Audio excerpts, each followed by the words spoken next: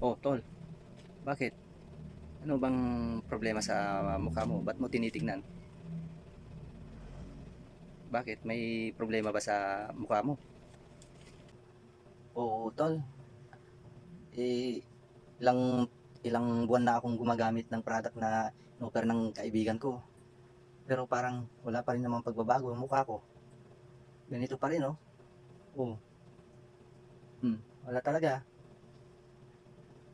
No, tol, wag mo nang isisi sa product na binili mo. Hindi ka gumapo. Alam mo, alam mo na yan na baka nasa lahi natin. Kaya tayo nagkakaproblema sa mga pagmumukha natin. At saka, ba't tayo mo, hindi ka kontento sa ibinigay sa'yo ng pagmumukha mo, gaya ko. O, di ba? Makontento ka na dyan.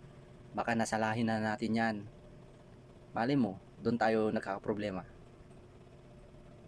Gets mo? Oh, tol, bakit?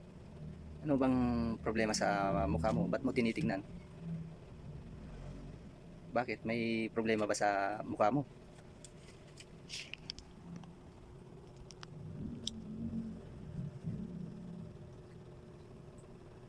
Oo, tol.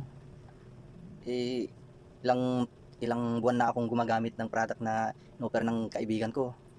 Pero parang wala pa rin namang pagbabago ang mukha ko. Ganito pa rin, oh.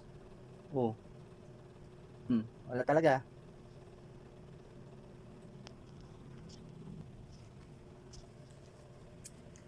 No, tol, wag mo nang isisi sa product na binili mo. Alam mo, tol, wag mo nang isisi. Tol, wag mo nang isisi yung product na binili mo pag hindi ka gumapo. Alam mo, alam mo na yan na baka nasa lahi natin. Kaya tayo nagkakaproblema sa mga pagmumukha natin. Malay mo, tol, wag mo nang isisi sa produkto. Kasi pag hindi ka gumapo, baka sa lahi na natin ang may problema. At saka, ba't tayo mo, hindi ka kontento sa ibinigay sa'yo ng pagmumukha mo, gaya ko. O, di ba? Makontento ka na dyan. Kasi, kung hindi ka makontento, eh, wag mo nang isisi sa produkto kung hindi ka gumapo. Alam mo, tol, baka nasa lahi na natin yan. Mali mo, doon tayo nagkakaproblema. Gets mo?